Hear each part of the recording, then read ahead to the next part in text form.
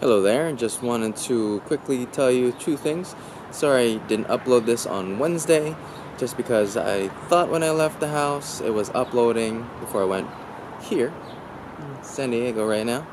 I thought by the time I got to San Diego the video would be uploaded, but it's not, because YouTube has a certain format it likes to ingest their videos, and there's a whole YouTube processing issue. Anyway, hopefully it'll be up tonight. You're watching this, but before you do watch and continue watching the episode, I want to let you know a few things that occurred to me. One, I'm not an established author, filmmaker, screenwriter, so all of these things that I say is coming from experience, one man's experience, and just wanted to share it with you. So take what I say with a grain of salt, and I still hope that we can engage in a conversation, dialogue. Let me know if I'm full of it, or if you agree and you have your own thoughts that you'd like to add. And with that in mind, please enjoy the rest of this episode. Peace. Welcome back to Too Many Secrets Productions. My name is Glenn. This is where we talk about filmmaking, screenwriting, staying creative, and other movie things happen. Now, I already made a video about fear. I watched it last night and I just didn't see why I was gonna put it out there. There was nothing about it that's new other than the phrases that I learned and practical things I can pass on. What it needed was some of me in it. Something about it was too impersonal. Like, I'm telling you to do things that you most likely know about already. So instead, I'm gonna talk to you how I got past it and why I'm making these videos. Enjoy. I really need a haircut, man. I mean, this is getting out of hand. Whew, boy. Whew.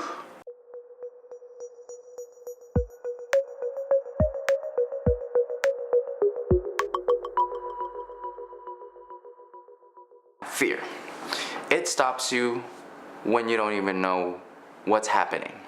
You basically have these flashes of scenes, or your imagination takes over, an overwhelming kind of blanket of emotions start piling up on you really fast, and it stops you from making a reasonable judgment. Short and sweet.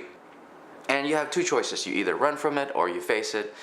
There has to be a balance. There's no way you can push back completely and it just disappears from your life. There's just no way. The reason I'm doing these videos is for me to be able to deliver you content.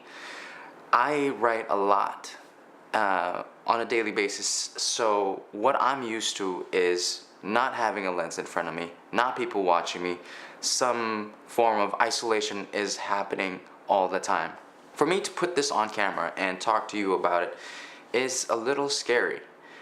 Vulnerability is one of the things you sort of have to deal with if you want to be creative. The source of your creation is usually you trying out something.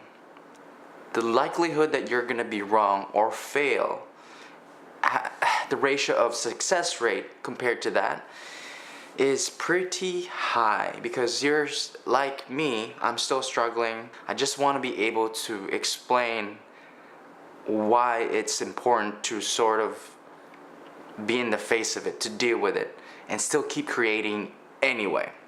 Until we find the mechanisms on how to see it first, it's a weird mechanism because it creates a lot of aggression in trying to fight what is already very aggressive, because fear, when it comes over you, it's overwhelming, and you really want to punch it in the face, at least for me, because that's how you want to fight off things. You want to be stronger than what it is. To fight it with real courage is to understand it. And to understand it, you have to be vulnerable. Vulnerability is the most accurate measure of courage.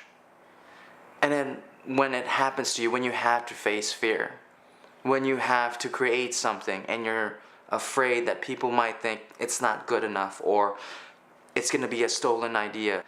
People have seen this, or you're waiting for somebody to give you permission to create. Just forget about those things.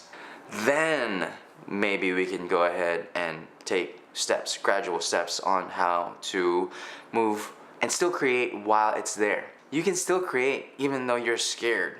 Comedians are known for this. I'm joking.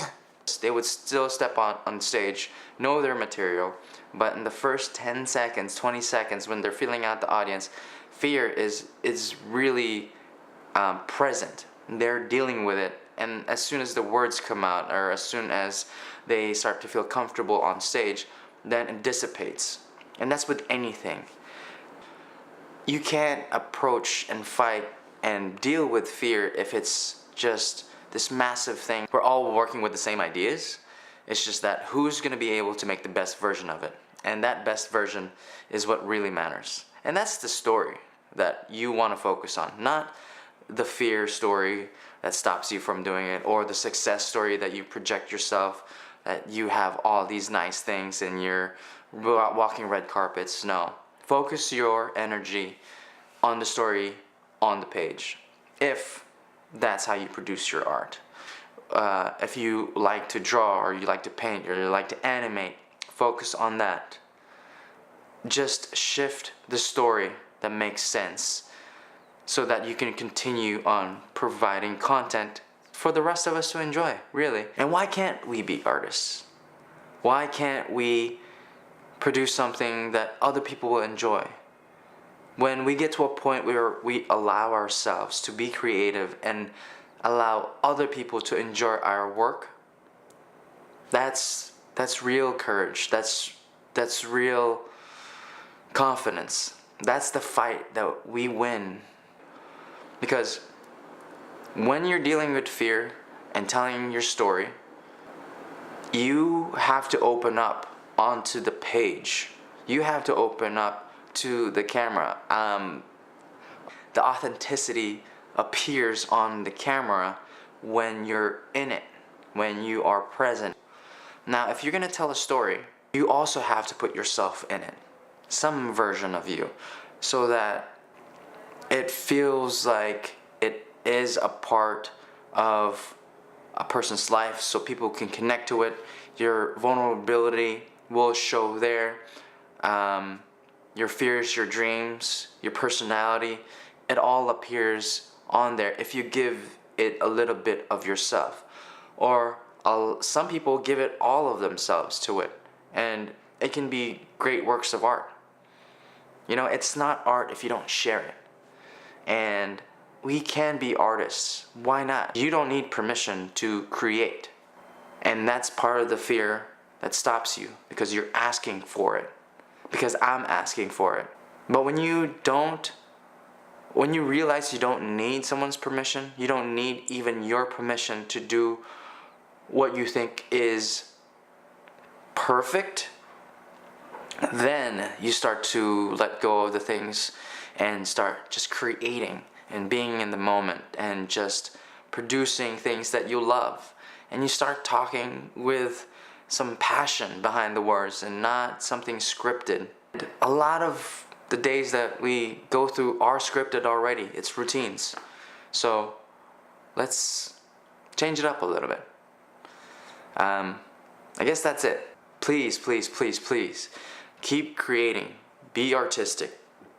This world needs a lot of imagination, and I believe, truly believe, that if you put yourself in a position where, or if you think you're in a position to share your story and be creative, produce the art that you feel the world needs, and people will listen. So on that note, I think I'm going to end this. If you like what you're watching, please subscribe. Hit the comments below. Tell me what's up. Tell me your thoughts. And until next time, peace. I'm not sure if that was any good. Is it good? I don't know. Is it good?